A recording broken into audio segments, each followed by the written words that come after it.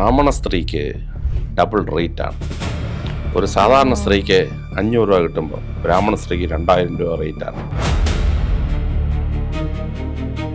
ബ്രാഹ്മണ സ്ത്രീയുമായി ലൈംഗിക വീഴ്ച ചെയ്യുന്നതൊരു ഒരു മാനസിക സന്തോഷത്തിന് വേണ്ടി അവർ 3-4 ഇരട്ടി ഫീസ് കൊടുത്തിട്ട് ലൈംഗിക വീഴ്ച നടത്തുക. അപ്പോൾ വേശ്യാവൃത്തിയിൽ ജാതി വ്യവസ്ഥ ഉണ്ടെന്ന് എനിക്ക് അന്നാ പിടികിട്ടി. ഏതാ ജാതി വ്യവസ്ഥ വേശ്യാവൃത്തിയിൽ ഉണ്ടെന്ന് എനിക്ക് അന്നാ പിടികിട്ടി. അപ്പോൾ ഈ വേശ്യാലയം റെഡി ചെയ്യാൻ പോകുന്നതിന് എനിക്കൊരു മനസ്സിലൊരു വൈക്ലഭ്യമുണ്ട്. ഈ IPS ഉദ്യോഗസ്ഥൻ എന്താണ് ഈ പെണ്ണ് കേസിൽ ഇൻട്രസ്റ്റ് എന്നൊരു ചോദ്യം വരുമല്ലോ. ഞാൻ നോക്കിയപ്പോൾ എല്ലാം ബ്രാഹ്മണ സ്ത്രീകൾ. ശകുന്തള ശർമ്മ, രുക്മിണി വർമ്മ, ഭൂപഷ്കണ നിയമം വഴി നമ്പൂതിരി കുടുംബങ്ങളൊക്കെ ഇച്ചിരി ദാരിദ്ര്യമായിട്ടുണ്ട്. പക്ഷെ വേശ്യാവൃത്തിക്ക് പോകുന്ന ദാരിദ്ര്യം അവർക്കില്ല. അതായത് ഈ ലൈംഗിക തൊഴിലാളികളുടെ ഇതിനകത്ത് അവർക്ക് ആ ബിസിനസ് ചെയ്തുകൊണ്ട് പോകണമെങ്കിൽ അവർക്ക് പോലീസിന് സഹായം വേണം. പുരുഷ ലൈംഗിക തൊഴിലാളികളെ കണ്ടിട്ടുണ്ടോ? ലൈംഗിക തൊഴിലാളികളുമായി ബന്ധപ്പെട്ട ഇൻ്റർവ്യൂസ് കാണുമ്പോൾ അല്ലെങ്കിൽ അവരോട് സംസാരിക്കുമ്പോൾ ഏറ്റവും കൂടുതൽ പറഞ്ഞിട്ടുള്ള കാര്യം എന്ന് പറയുന്നത് പോലീസുകാരാണ് അവരെ ഏറ്റവും കൂടുതൽ ദ്രോഹിച്ചിട്ടുള്ളത്, ബുദ്ധിമുട്ടിച്ചിട്ടുള്ളത് എന്ന് പല ലൈംഗിക തൊഴിലാളികളും പറഞ്ഞിട്ടുണ്ട്. പക്ഷേ സാറിൻ്റെ ആത്മകഥയിൽ ഒരു ലൈംഗിക തൊഴിലാളിയുടെ കഥ എന്ന അധ്യായത്തിൽ അങ്ങനെ ഒരു കഥയല്ല പറയുന്നത്. അപ്പോൾ അതുമായി ബന്ധപ്പെട്ട് അതൊന്ന് വിശദീകരിക്കാമോ? അതായത് ഈ ലൈംഗിക തൊഴിലാളികളുടെ ഇതിനകത്ത് അവർക്ക് ആ ബിസിനസ് ചെയ്തുകൊണ്ട് പോകണമെങ്കിൽ അവർക്ക് പോലീസിന് സഹായം വേണം. അതുകൊണ്ട് തന്നെ ഞാൻ കൂത്തുപറമ്പിൽ ASPമാർക്ക് 3 മാസം പോലീസ് സ്റ്റേഷൻ ചാർജ് വഹിക്കണം. അന്ന് ഞാൻ കൂത്തുപറമ്പ് പോലീസ് സ്റ്റേഷൻ ചാർജ് വഹിച്ചുകൊണ്ടിരിക്കുമ്പോൾ ഒരു ലൈംഗിക തൊഴിലാളി സ്ത്രീ എൻ്റെ അടുത്ത് വന്നു. സാറേ, ഒരാൾ എൻ്റെ അടുത്ത് വന്ന് പോലീസുകാരനാണെന്ന് പറഞ്ഞ് ലൈംഗിക വീഴ്ചയിൽ ഏർപ്പെട്ടു. അപ്പോൾ പോലീസുകാർക്ക് ഫ്രീയാ, പക്ഷെ അയാൾ പോലീസുകാരനല്ലെന്ന് എനിക്ക് മനസ്സിലാവുന്നു. അയാളെ അറസ്റ്റ് ചെയ്യണം. ഞാൻ അമ്പരന്ന് പോയി. എടാ, ലൈംഗിക വീഴ്ച പോലീസുകാർക്ക് ഫ്രീയാന്ന് പറഞ്ഞാൽ എന്താ ചെയ്യുക? IPSകാരനായ എന്നോടൊരു സ്ത്രീ എന്ന് പറയാണ് പോലീസിന് ലൈംഗിക വീഴ്ച ഫ്രീയാണ്. അത് കൂത്തുപറമ്പിലും കണ്ണൂരിലും മാത്രമേ ലോകത്തെല്ലായിടത്തും ഉണ്ടോ എന്ന് ചോദിച്ചാൽ മധ്യപ്രദേശിലും മറ്റു സംസ്ഥാനങ്ങളിലെ പോലീസ് ഞാൻ ചോദിച്ചപ്പോൾ അവിടെ ഇതാ സംഭവം എന്ന് പറയുന്നു. ഒരു പ്രോസ്റ്റിറ്റ്യൂട്ട് ഡെൻ വർക്ക് ചെയ്യണമെങ്കിൽ പോലീസിന് സഹായമില്ല, പറ്റില്ല. പ്രോസ്റ്റിറ്റ്യൂഷനെ ഏത് സമയത്തും പോലീസിനെ അറസ്റ്റ് ചെയ്യാം. So she needs protection. അപ്പം അങ്ങനെ അന്നാ ഞാൻ ഞെട്ടിപ്പോയി. ഇങ്ങനൊരു സംഭവം ഭൂമിയിലുണ്ടെന്ന് എനിക്ക് അന്നാ മനസ്സിലായത്. അപ്പം അങ്ങനെ ഒരു സിറ്റുവേഷൻ വരുമ്പോൾ ഈ അവർക്ക് ഉപദ്രവം പോലീസിൽ നിന്ന് ഉണ്ടാവും. അപ്പം ഞാൻ തലശ്ശേരിയിലിരിക്കുന്ന സമയത്ത് ഒരു സ്ത്രീ എനിക്കൊരു എഴുത്തയച്ചു. ഞാനിങ്ങനെ കല്യാണം കഴിച്ച് വന്നിരിക്കുകയാണ്, ഭർത്താവ് ബിസിനസ്സുകാരാണെന്ന് പറഞ്ഞാണ് ഞാൻ കല്യാണം കഴിച്ചത്. പക്ഷേ ഇടയ്ക്കിടയ്ക്ക് ഈ കസ്റ്റമേഴ്സിൻ്റെ എണ്ണം കൂടുമ്പം എന്നോടും ലൈംഗിക വീഴ്ച ചെയ്യാനായിട്ട് ഈ ഭർത്താവ് ആവശ്യപ്പെടുകയാണ്.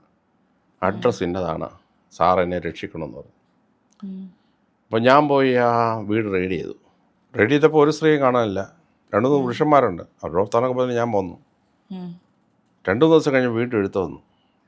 സാറ് വീട്ടിൽ വന്ന് ഒരു സ്ത്രീയും പിടിക്കാതെ അങ്ങ് പോയി. അവിടെ നിന്ന് പുരുഷന്മാരെ പെണ്ണ് പിടിക്കാൻ വന്നിട്ട് സാർ ഭർത്താവ് വന്നിട്ട് പോയി. ഞാൻ വിചാരിച്ചു ഇതെന്തൊരു കളി. വീട് മുഴുവൻ പരിശോധിച്ചു. ഞാൻ വീട് മുഴുവൻ പരിശോധിച്ചു. അപ്പോൾ 2ാമത്തെ ദിവസം ഇതുപോലെ അപ്രതീക്ഷിതമായിട്ട് 4 പോലീസുകാരെയും കൊണ്ട് ഞാൻ തന്നെ പോയി. അപ്പോൾ ഈ വേശ്യാലയം റെഡി ചെയ്യാൻ പോകുന്നതിന് എനിക്കൊരു മനസ്സിലൊരു വൈക്ലഭ്യമുണ്ട്. ഈ IPS ഉദ്യോഗസ്ഥൻ എന്താണ് ഈ പെണ്ണ് കേസിൽ ഇൻട്രസ്റ്റ് എന്നൊരു ചോദ്യം വരുമല്ലോ, കുഞ്ഞോട് ഉദ്യോഗസ്ഥന്മാർക്ക്. അപ്പോൾ ഞാനവിടെ ചെന്ന് വീണ്ടും സെർച്ച് ചെയ്തു. ഒരു സ്ത്രീയും കാണാനില്ല. പക്ഷെ ആ സമയത്ത് ഒരു സ്ത്രീ ചുമയ്ക്കുന്ന ശബ്ദം കേട്ടു. ആ ചുമയുടെ ശബ്ദം വെച്ചിട്ട് പോലീസുകാർ പറഞ്ഞു, സാറേ ഈ ഭിത്തിക്കകത്തെന്തോ കുഴപ്പമാണെന്ന് പറഞ്ഞു. ആ ഭിത്തിക്ക് അകം പൊള്ളയായിരുന്നു. അപ്പോൾ അകത്തിരുന്നൊരു സ്ത്രീ ചെറിയ ചുമയുണ്ടായിരുന്നു. ആ സ്ത്രീ ചുമച്ചു പോയതാണ്. അപ്പോൾ ആ ഭിത്തിയുടെ ഒരു സൈഡ് ഒരു കഥ ഉണ്ടായിരുന്നു. ഈ കഥ ഇവർ വലിച്ച് തുറന്നു. നോക്കിയാൽ നമ്മൾ ഭിത്തിയാകത്തെ മനസ്സിലാക്കത്തുള്ളൂ. അതിനകത്തൊന്ന് 5 സ്ത്രീകളെ പുറത്തെടുത്തു. അവിടെ ഉണ്ടായിരുന്ന പുരുഷന്മാരെ അറസ്റ്റ് ചെയ്തു. അപ്പോൾ അവർ വെറും കാഴ്ചക്കാരായിട്ട് വന്നതല്ല എന്ന് മനസ്സിലായി. അറസ്റ്റ് ചെയ്ത് പോലീസ് സ്റ്റേഷനിൽ കൊണ്ടുവന്നു. പോലീസ് സ്റ്റേഷനിൽ മൊഴിയൊക്കെ എഴുതിക്കൊള്ളാൻ പറഞ്ഞു. അവർ മൊഴി രേഖപ്പെടുത്തിയിട്ട് എൻ്റെ അടുത്ത് മൊഴി രേഖപ്പെടുത്തി കൊണ്ടുവന്നു. ഞാൻ നോക്കിയപ്പോൾ എല്ലാം ബ്രാഹ്മണ സ്ത്രീകൾ. ശകുന്തള ശർമ്മ, രുക്മിണി വർമ്മ, ഭൂപഷ്കണ നിയമം വഴി നമ്പൂതിരി കുടുംബങ്ങളൊക്കെ ഇച്ചിരി ദാരിദ്ര്യമായിട്ടുണ്ട്. പക്ഷേ വേശ്യാവൃത്തിക്ക് പോകുന്ന ദാരിദ്ര്യം അവർക്കില്ല. എനിക്ക് വിശ്വസിക്കാൻ പറ്റിയില്ല. അപ്പോൾ ഞാൻ പറഞ്ഞൊരു കാര്യം ചെയ്യും, ഈ മുറിയിൽ നിന്ന് പോലീസുകാരെല്ലാം പുറത്തിറങ്ങാൻ പറഞ്ഞു. എന്നിട്ട് ആ സ്ത്രീകളെ ഇവിടെ കൊണ്ടുവരാൻ പറഞ്ഞു. സ്ത്രീകളോട് കൊണ്ടുവന്ന് സബ് ഇൻസ്പെക്ടർ അത്ര എൻ്റെ കൂടെ ഇരിപ്പുണ്ട്. 4 സ്ത്രീകളാണ്, 5 സ്ത്രീകളാണ്. അപ്പം 3 സ്ത്രീ ഫ്രണ്ട് നിൽക്കുന്നു, 2 സ്ത്രീ പുറകിലാണ്. അതിലൊരു സ്ത്രീ ആകാശത്ത് ഇങ്ങനെ എഴുതി കാണിച്ചിട്ട് തൊട്ട് കാണിച്ചു. അപ്പോൾ എനിക്ക് മനസ്സിലായി അതാണ് സ്ത്രീ, കംപ്ലൈൻ്റ് അയക്കുന്ന സ്ത്രീ. അപ്പോൾ ആകാശത്ത് ഇങ്ങനെ എഴുതിയിട്ട് തൊട്ട് കാണിച്ച്. അപ്പോൾ ബാക്കി 4 സ്ത്രീകൾ കാണുന്നില്ല. അപ്പം ഞാനാണ് പരാതി എഴുതുന്നത് എനിക്ക് മനസ്സിലായി. അപ്പോൾ എന്നെ കാണിക്കുകയാണ്, ഈ ആകാശത്ത് എഴുതിയിട്ട് ഇങ്ങനെ തൊട്ട് കാണിച്ചു. ഞാൻ തലയാട്ടിയിട്ട് ഞാൻ പറഞ്ഞു, നിങ്ങൾ 5 പേരും ബ്രാഹ്മണ സ്ത്രീയാണെന്ന് ഞാൻ വിശ്വസിക്കുന്നില്ല, എന്താ ഈ കാര്യം? സ്ത്രീകൾ പറഞ്ഞു, സാറേ ബ്രാഹ്മണ സ്ത്രീക്ക് ഡബിൾ റേറ്റാണ്. ഒരു സാധാരണ സ്ത്രീക്ക് 500 രൂപ കിട്ടുമ്പോൾ ബ്രാഹ്മണ സ്ത്രീക്ക് 2000 രൂപ റേറ്റാണ്. ഞാൻ പറയുന്ന കഥ 1985-ലെയാണ്. 2000 രൂപ എന്ന് പറഞ്ഞാൽ ഇപ്പോഴത്തെ 50,000 രൂപയിലേക്ക് ഈക്വലൻ്റാണ്. കാര്യം താഴ്ന്ന ജാതിയിൽപ്പെട്ട ആളുകളാണ്. അവർക്കൊരു ബ്രാഹ്മണ സ്ത്രീയുമായി ലൈംഗിക ചെയ്യുന്ന പറഞ്ഞാൽ വലിയൊരു സാറ്റിസ്ഫാക്ഷനാണ്. ഈ നൂറ്റാണ്ടുകളെ അവർ സഹിച്ച പീഡനത്തിൻ്റെ ഒരു റിവഞ്ചാണ്. തന്നെയല്ല, ഞാൻ ജീവിതത്തിൽ ഒരിക്കലും ബ്രാഹ്മണ സ്ത്രീയായിട്ട് ലൈംഗിക വീഴ്ച നടത്തിയിട്ടുണ്ടെന്നൊരു വലിയ ക്ലെയിമാണ് അവർക്ക്. അതുകൊണ്ട് ഞങ്ങൾ പേര് മാറ്റി പറയുന്നതാണ്. നമ്മൾ ഒറിജിനൽ പേര് പറയാൻ പറഞ്ഞു. ആ പേര് പറഞ്ഞു വന്നപ്പോൾ ഒരു സ്ത്രീ ഈഴവ സ്ത്രീയാണ്, ഒരു സ്ത്രീ മുസ്ലിം സ്ത്രീയാണ്, ഒരു സ്ത്രീ ഒരു ട്രൈബലാണ്, ഒരു സ്ത്രീ ഒരു സെറ്റിലർ ക്രിസ്ത്യാനിയാണ്. 5 പേരും ബ്രാഹ്മണരല്ല. അപ്പോൾ 5 പേരും ബ്രാഹ്മണ പേര് പറയാണ്, എഴുതി വച്ചിരിക്കുന്ന ബ്രാഹ്മണ പേരാണ്. അപ്പോൾ ഈ ബ്രാഹ്മണ സ്ത്രീയുമായി ലൈംഗിക വീഴ്ച ചെയ്യുന്നതൊരു ഒരു മാനസിക സന്തോഷത്തിന് വേണ്ടി അവർ 3-4 ഇരട്ടി ഫീസ് കൊടുത്തിട്ട് ലൈംഗിക വീഴ്ച നടത്തുകയാണ്. അപ്പോൾ വേശ്യാവൃത്തിയിൽ ജാതി വ്യവസ്ഥ ഉണ്ടെന്ന് എനിക്ക് അന്നാ പിടികിട്ടി. ഏതാ ജാതി വ്യവസ്ഥ വേശ്യാവൃത്തിയിൽ ഉണ്ടെന്ന് എനിക്ക് അന്നാ പിടികിട്ടി. അപ്പോൾ ഞാനിതെല്ലാം പറഞ്ഞ് മനസ്സിലാക്കി. അതിനുശേഷം അറസ്റ്റൊക്കെ രേഖപ്പെടുത്തി അവരെ റിമാൻഡ് ചെയ്തു. എന്നിട്ട് ആ ഹോമിലെ വേശ്യാവൃത്തി ഞാൻ സ്റ്റോപ്പ് ചെയ്തു. അപ്പോൾ ഈ സ്ത്രീ രക്ഷപ്പെട്ടു. കുറച്ച് മാസം കഴിഞ്ഞപ്പോൾ എനിക്ക് ആ സ്ത്രീ എഴുത്തെഴുതി, സാർ ഇടപെട്ടുകൊണ്ട് നിന്നു. ഞാൻ നല്ല വിശ്വാസത്തിൽ എൻ്റെ ഭർത്താവിനോട് ജീവിച്ചിട്ട് എൻ്റെ 2-3 പുരുഷന്മാരായിട്ട് ആ ഭർത്താവ് നിർബന്ധിപ്പിച്ച് ലൈംഗിക വീഴ്ച ഉണ്ടാക്കി. കാരണം ബാക്കിയുള്ള സ്ത്രീകൾ തികയാതെ വന്നപ്പോൾ എന്നെ പിടിച്ച് ഞാനിപ്പോൾ രക്ഷപ്പെട്ടു സാറേ. ഭർത്താവ് ആ കേസിന് ശേഷം ഈ വേശ്യാലയം നടന്ന പരിപാടി സ്റ്റോപ്പ് ചെയ്തു എന്നൊക്കെ പറഞ്ഞ് എന്നോട് നന്ദിയോട്ട് രേഖപ്പെടുത്തി. അവർക്കൊരു കുട്ടിയുണ്ടായി. പിന്നെ ആ കുട്ടി പഠിക്കുന്ന കാര്യമൊക്കെ ഈ സ്ത്രീ ഒരിക്കൽ എനിക്ക് ഫോണിൽ വിളിച്ചെന്നോട് പറഞ്ഞു. ഞാൻ ജയിൽ DGP ആണ്. അട്ടക്കുളക്കര ജയിലിൽ ഞാൻ പോയി. നല്ല സുന്ദരിയായ ഒരു സ്ത്രീ അവിടെ നിൽക്കുന്നു. അപ്പം ഞാൻ ജയിൽ സൂപ്രണ്ട് ചോദിച്ചു, ഈ സ്ത്രീ ആരാ? ആ സ്ത്രീ നമ്മുടെ പത്മനാഭ ക്ഷേത്രത്തിന് ചുറ്റും കുറേയേറെ ബ്രാഹ്മണരുണ്ട്, ആ ബ്രാഹ്മണ ഇല്ലത്തിലെ ഒരു സ്ത്രീയാണിതെന്ന് പറഞ്ഞു. ഞാൻ വെച്ചാൽ അവരെങ്ങനെ ഇങ്ങനെ വിട്ടു? അത് ഭർത്താവ് അവളെ ഉപേക്ഷിച്ചു. ഭർത്താവ് വേറെ ആരുടെ കൂടെ പോയി. അപ്പോൾ ഈ സ്ത്രീക്ക് ഒരു പെൺകുട്ടിയുണ്ട്, ഒരു നിവൃത്തിയില്ല എന്ന് പറഞ്ഞു. അപ്പം ഞാൻ ഈ സ്ത്രീയെ സൂപ്രണ്ട് പറഞ്ഞു, നീ ഇവിടെ നിൽക്കണം, സ്ത്രീയെ ഒന്ന് വിളിച്ചോണ്ടിരാമോ? സ്ത്രീയെ വിളിച്ചോണ്ടെന്ന് ഞാൻ ചോദിച്ചു, നിങ്ങൾക്കിതല്ലാതെ ഒരു മാർഗ്ഗമില്ലെന്ന് ചോദിച്ചു. അപ്പോൾ അവർ പറഞ്ഞു, തമിഴ്നാട്ടിൽ നിന്ന് ഞങ്ങളെ മഹാരാജാവിൻ്റെ കാലത്ത് കൊണ്ടുവന്നതാണ്. അപ്പോൾ ഞങ്ങൾക്ക് കുറേ വസ്തുവൊക്കെ തന്നു. ഇപ്പോൾ ഞങ്ങൾ ഓരോ തലമുറ ഇങ്ങനെ വീതിച്ച് വന്നപ്പോൾ ഇപ്പോൾ ഒരു വീട്ടിൽ തന്നെ 4 കുടുംബമാണ്. അങ്ങനെ ഞങ്ങൾ താമസിക്കുമ്പോഴാണ് എന്നെ കല്യാണം കഴിച്ച ഭർത്താവ് എന്നെ ഉപേക്ഷിച്ചിട്ട് എവിടെ പോയെന്ന് ഒരു പിടിയില്ല, ഏതോ ഒരു സ്ത്രീയെ കെട്ടിയിട്ട് പോയെന്ന് പറയുന്നു. എനിക്കൊരു മോളുണ്ട് സാറേ, ഞാൻ ഒറ്റയ്ക്കാണെങ്കിൽ ആത്മഹത്യ ചെയ്തതിനായിരുന്നു. ഈ മോളെ പോട്ടൻ്റെ, അതുകൊണ്ട് ഇതല്ലാതെ ഒരു മാർഗ്ഗമില്ല. അപ്പം ഞാൻ ചോദിച്ചു, ഇന്നലെ നീ എന്തിനാണ് ശരീരം വിറ്റേ? സ്ത്രീ പറഞ്ഞു, സാറേ ഇന്നലെ എൻ്റെ മകൾക്ക് ഫീസ് അടയ്ക്കണമായിരുന്നു, നേഴ്സിങ്ങിനാണ്, ഒരു നിവൃത്തിയില്ലാവുന്നതുകൊണ്ട് ഞാൻ ചെയ്തു പോയതാണെന്ന്. ഞാൻ പറഞ്ഞു, നിങ്ങൾക്ക് എത്ര ഫീസ് വേണ്ടേ? ഇത്ര രൂപ ഉണ്ട്. അപ്പോൾ ഞാനെന്ത് ചെയ്തു? ഞാൻ പറഞ്ഞു, ഞാൻ മോളുടെ ഫീസ് അടയ്ക്കേണ്ട സ്ഥലം പറയാൻ പറഞ്ഞു. ആ ഫീസ് അടയ്ക്കേണ്ട സ്ഥലത്ത് ഫീസ് അടച്ചു. ഫീസ് അടച്ചിട്ട് ആ പെൺകുട്ടിയെ പഠിപ്പിക്കാനുള്ള സഹായങ്ങൾ ഞാൻ തുടർന്നും ചെയ്തു. അങ്ങനെ ഒരു ദിവസം എനിക്കൊരു എഴുത്ത് വന്നു, സാറേ സാറ് അന്ന് രക്ഷിച്ച ആ സ്ത്രീയുടെ മകളാണ് ഞാൻ. എൻ്റെ അമ്മ മരിച്ചുപോയി. ഞാൻ സാറിന് മുമ്പിൽ ഇതുവരെ വെട്ടപ്പെട്ടിട്ടില്ല. പക്ഷേ സാറാണ് എന്നെ രക്ഷിച്ചത്. അതിന് നന്ദി പറയാൻ വേണ്ടിയാണ് ഞാൻ വിളിക്കുന്നതെന്ന് പറഞ്ഞു. ഞാൻ ഈ എഴുത്തെഴുതുന്നു പറഞ്ഞു. അപ്പോൾ ഈ എഴുത്ത് ജയിൽ സൂപ്രണ്ട് എനിക്ക് കൈമാറി. എൻ്റെ അഡ്രസ്സ് ഈ പെൺകുട്ടിക്ക് അറിഞ്ഞൂടാ. അപ്പോൾ ഞാൻ വനിതാ ജയിൽ സൂപ്രണ്ടോട് ചോദിച്ചു, ഈ പെൺകുട്ടി നമ്മളെ സഹായിച്ചത് ആ പെൺകുട്ടി വളരെ നന്ദിയായിട്ട് എഴുതിയിരിക്കുന്നല്ലോ എന്ന് പറഞ്ഞു. അപ്പോൾ ജയിൽ സൂപ്രണ്ട് പറഞ്ഞു, സാറിൻ്റെ സാറോ ആ സ്ത്രീയുടെ വീടിന് അടുത്തുടങ്ങാനും പോകുന്നതെന്ന് അറിയാൻ വേണ്ടി ഇവിടുത്തെ ചിലർ സാറിൻ്റെ കാറിൻ്റെ മൂവ്മെൻറ്റ് വാച്ച് ചെയ്യുന്നുണ്ടായിരുന്നു. നമ്മൾ നിഷ്കളങ്കമായിട്ടൊരു സ്ത്രീയെ അവമാനപ്പെടാതിരിക്കാൻ വേണ്ടി സഹായിച്ചതാണ്. ഒരു പെൺകുട്ടിയുടെ ജീവിതം രക്ഷപ്പെടാൻ വേണ്ടി നമ്മൾ ആ ഫീസ് കൊടുത്തിട്ട് മറ്റ് പല ഇങ്ങനെ സഹായിക്കുന്ന പലരുടെയും സഹായത്തോടെ ആ പെൺകുട്ടിയുടെ പഠിത്തം നടത്തി രക്ഷിച്ചാണ്. പക്ഷെ മനുഷ്യന് ബേസിക്കലി ഒരു സ്വഭാവമുണ്ട്. അത് ഈ സ്ത്രീകളെ സഹായിച്ചു കഴിഞ്ഞാൽ ഇത് എന്തോ ദുർലക്ഷണം ഉണ്ടെന്നാണ്. അപ്പോൾ ഈ വനിതാ ജയിൽ സൂപ്രണ്ട് പറയുകയാണ്, സാറിൻ്റെ ഡ്രൈവറുമായിട്ടൊക്കെ ഇവിടെയുള്ള 2-3 സ്റ്റാഫ് അന്വേഷിക്കുന്നുണ്ടായിരുന്നു. സാറിൻ്റെ കാറോ ഈ സ്ത്രീയുടെ വീടിനടുത്തെക്കാളും പോകുന്നുണ്ടോ എന്ന് ചെക്ക് ചെയ്യുന്നുണ്ടായിരുന്നു. അപ്പോൾ നമ്മളൊരു സ്ത്രീയെ സഹായിച്ചു കഴിഞ്ഞാൽ ഇതിനകത്ത് എന്തോ ഒരു തിരിച്ചെന്തോ ദുർലാക്കുണ്ടെന്നാണ് സ്ത്രീകളായ അവിടുത്തെ സ്റ്റാഫിലുള്ള ചിലരുടെ സംശയം. അപ്പോൾ പിന്നെ പുരുഷൻ്റെ കാര്യം സംശയിക്കണോ? അപ്പോൾ ഇതാണ് ഇവിടുത്തെ ഈ ഭൂമിയിലെ ഒരു പ്രശ്നം ഇതാണ്.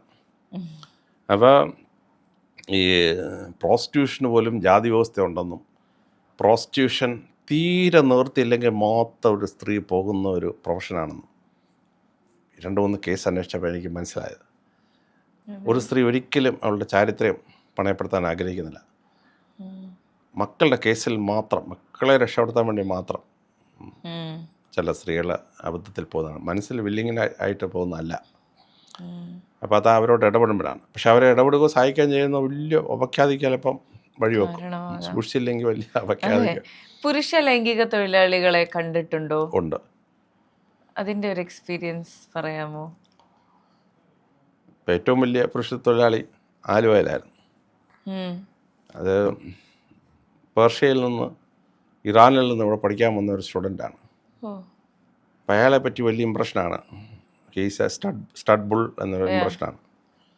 അങ്ങനെ ലൈംഗിക സംതൃപ്തി കിട്ടാത്ത പല സ്ത്രീകളും അയാളെ കോണ്ടാക്ട് ചെയ്യും, അയാളെ കൊണ്ടുവരും, അയാളെ ലൈംഗിക ചെയ്യും, തൃപ്തിയായിട്ട് പോകും. അതിലൊരാൾ ഒരു സീനിയർ ബിസിനസ്മാനാണ്. ഈ ബിക്കെയിം ഇമ്പോർട്ടൻറ്റ്. അപ്പോൾ ഇയാൾ തന്നെ ഈ സ്റ്റഡ് ബുള്ളിനെ വിളിച്ചുകൊണ്ട് വന്നിട്ട് ഇയാളുടെ സാന്നിധ്യത്തിൽ ഭാര്യയ്ക്ക് തൃപ്തി കൊടുത്തിട്ട് ഇയാളുടെ കാറിൽ തന്നെയാണ് ഇവനെ തിരിച്ച് ഡ്രോപ്പ് ചെയ്തത്. ഇത് ആദ്യം പറഞ്ഞപ്പോൾ ഞാൻ വിശ്വസിച്ചില്ല. പക്ഷേ പിന്നെ അന്വേഷിച്ചപ്പോൾ എനിക്ക് മനസ്സിലായി. ഞാൻ എറണാകുളം കമ്മീഷണറായിരുന്ന സമയത്ത് ഇടയ്ക്ക് റൂറൽ എസ്പിയുടെ ചാർജ് ഉണ്ടായിരുന്നു എനിക്കൊരു 3 ആഴ്ച. അന്നാണ് ഇതെൻ്റെ മുമ്പിൽ വരുന്നത്. അപ്പോൾ എനിക്ക് ആദ്യം വിശ്വസിക്കാൻ പറ്റിയില്ല. Then with further investigation I understood it's A real story. അപ്പോൾ തിരുവനന്തപുരത്ത് കുറേയേറെ പേരുണ്ട്. അതിൽ ഒരു ഗ്യാങ് എന്ന് പറയുന്നത് കോളേജ് സ്റ്റുഡൻസാണ്. അപ്പോൾ കോളേജ് സ്റ്റുഡൻസിന് സാമ്പത്തിക ബുദ്ധിമുട്ടുള്ള സ്റ്റുഡൻസ്, അവർക്ക് ഇത് ചെയ്യാൻ അവർ തയ്യാറാണെങ്കിൽ തിരുവനന്തപുരത്തെ പല ഹൈ സ്റ്റാറ്റസ് ഫാമിലീസ് ഉള്ള സ്ത്രീകളാണ്. ഇവരെ വിളിച്ച് അവർ ലൈംഗിക സാറ്റിസ്ഫാക്ഷൻ കൊടുത്തിട്ട് പോകുമ്പോൾ 3,000-4,000 റുപ്പീസ് കൊടുക്കുകയാണ്. അവർ പലരും കോളേജ് സ്റ്റുഡൻസാണ്, തിരുവനന്തപുരത്തെ കോളേജിൽ പഠിക്കുന്ന സ്റ്റുഡൻസാണ്. ഹാർഡ്ലി അറൗണ്ട് 18 to 24 ഇയേഴ്സ് ഏജാണ്. അപ്പോൾ അവർക്ക് സ്വന്തമായിട്ട് ജീവിക്കാൻ അല്ലെങ്കിൽ വീട്ടിൽ നിന്ന് അയച്ചു കൊടുക്കാൻ പൈസ ഇല്ല. അവർക്ക് ആഹാരം കഴിക്കണം, ജീവിക്കണം. അക്കൂട്ടത്തിൽ ഈ ജെൻസി പ്രായമല്ലേ, ലൈംഗിക ചെയ്യാനൂടെ പറ്റിക്കഴിഞ്ഞാൽ പൈസ കൊടുത്തല്ലോ ഇങ്ങോട്ട് പൈസ കിട്ടില്ലേ. So they are ready for it. അപ്പം പല പട്ടണങ്ങളിലും ഈ സ്റ്റഡ് ബുൾസ് അല്ലെങ്കിൽ ഈ മെയിൽ പ്രോസ്റ്റിറ്റ്യൂട്ട്സ് എണ്ണമുണ്ട്. അത് കമ്പാരിറ്റീവ്ലി ഹൈ ആണ്, നമ്മൾ ഉദ്ദേശിക്കാൻ ഹൈ എമൗണ്ടാണ്. പക്ഷെ ഇവർക്കെതിരെ കേസ് നിൽക്കുകയില്ല. ആ പുരുഷനെതിരെ ഒരാൾ കംപ്ലൈൻറ്റ് ചെയ്യണമല്ലോ. There will be no complaint. പിന്നെ ഈ സ്ത്രീ തന്നെ വളരെ സന്തോഷത്തോടെ ഇത് വേറെ സ്ത്രീകളോട് പറയും. അക്കൂട്ടത്തിൽ ഹാപ്പിനെസ് കിട്ടാത്ത ഏതെങ്കിലും സ്ത്രീ ചിലപ്പോൾ ഇവനെ വിളിക്കും. ആദ്യത്തെ സ്ത്രീയിലൂടെ ആയിരിക്കും ചിലപ്പോൾ വിളിക്കുന്നത്. She gets an occasional happiness. Husband ദൂരദേശത്തിലായിരിക്കും ജോലി ചെയ്യുന്നത്. അപ്പം ആദ്യം ഒരു തവണ കണ്ടേ വരത്തുള്ളൂ, അല്ലെങ്കിൽ working abroad. She gets occasional happiness. പണ്ടത്തെ കാലത്തും ഇത് ഉണ്ടായിരുന്നോ? പണ്ടും ഒരു 90കളിലൊക്കെ ഇത് ഉണ്ടായിരുന്നോ? അതുണ്ട്, 90കളിലുണ്ട്. പക്ഷേ അന്ന് മുതൽ ഇന്നത്തെ കേസുകളിലൊക്കെ ഈ സ്ത്രീക്കെതിരെ മാത്രമേ കേസുള്ളൂ, പുരുഷനെതിരെ കേസ് നിൽക്കുകയല്ല. അപ്പോൾ അതിലാണ് ചരിത്രപ്രസിദ്ധമായ ഇവിടുത്തെ കേസ്. ഒരു സ്ത്രീയെ, നമ്പൂരി പെൺകുട്ടിയെ ഈ കുഴപ്പത്തിന് അവർ പിടിച്ച് വിസ്തരിക്കാൻ തുടങ്ങി. അപ്പോൾ ആ പെൺകുട്ടി എന്ത് ചെയ്തു? ആ പെൺകുട്ടി അവൾക്ക് പരിചയമുള്ള പുരുഷനെ കൊണ്ട് കുളത്തിലവർ കുളിക്കാൻ വരുമ്പോൾ അവരുടെ ശരീരത്തിലെ അടയാളങ്ങൾ മാർക്ക് ചെയ്ത് കൊടുക്കാൻ പറഞ്ഞു. അങ്ങനെ ഈ കൂട്ടുകാരൻ ഈ കുളത്തിൽ കുളിക്കാൻ വരുന്ന ഓരോ കുട്ടിയുടെയും ശരീരത്തിൽ ഇന്നടത്ത് മറുകുണ്ട്, ഇന്നടത്ത് രോമം കുളിച്ചിപ്പുണ്ട്, ഇന്നടത്തൊരു മസ്കുലർ ഗ്രോത്ത് ഉണ്ട് ആ ശരീരത്തിൽ. ഇങ്ങനെ മാർക്ക് ചെയ്ത് കൊടുത്തു ഈ സ്ത്രീ. അവസാനം അവളെ വിസ്തരിക്കാൻ വന്ന ജഡ്ജി ഉൾപ്പെടെയുള്ള ആളുകളുടെ മക്കളെ എല്ലാം പേര് വിളം കൊണ്ട് പറയാൻ തുടങ്ങി. എന്നിട്ട് അവരുടെ വസ്ത്രം മറച്ചു നിൽക്കുന്ന ശരീരത്തിനകത്തുള്ള അടയാളങ്ങൾ പറയാൻ തുടങ്ങി. അങ്ങനെ ഈ വിസ്തരിക്കാൻ വന്ന 5 പേരും അവരുടെ മക്കൾ ഉൾപ്പെടെ പടിക്ക് പുന്നം വെച്ച് പുറത്തായി. ഈ സ്ത്രീ പുറത്തായി. അതിൻ്റെ കൂടെ 61 പുരുഷന്മാർ പുറത്തായി. ആക്ച്വലി ഇവരാരും കുറ്റവാളികളല്ല.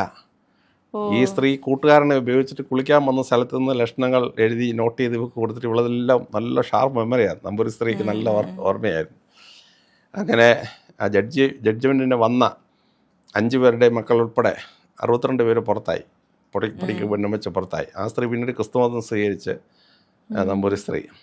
അപ്പം അതിനുശേഷം അവർ തീരുമാനിച്ചു ഇനി മേലാൽ ഈ സിസ്റ്റം വേണ്ട.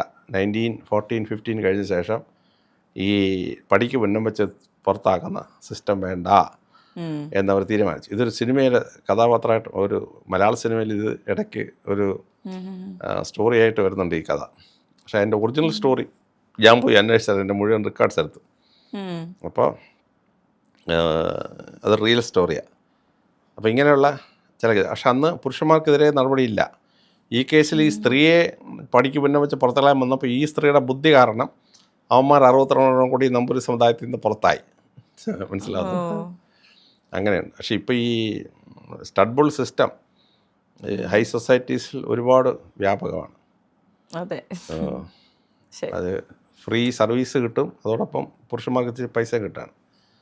അതിൽ ഇറാനി എന്ന് പറഞ്ഞ പയ്യനായിരുന്നു, അപാര പെർഫോമൻസ് ആയിരുന്നു. ഒരുപാട് കഥകൾ കേട്ടപ്പോഴാണ് മനസ്സിലായത്.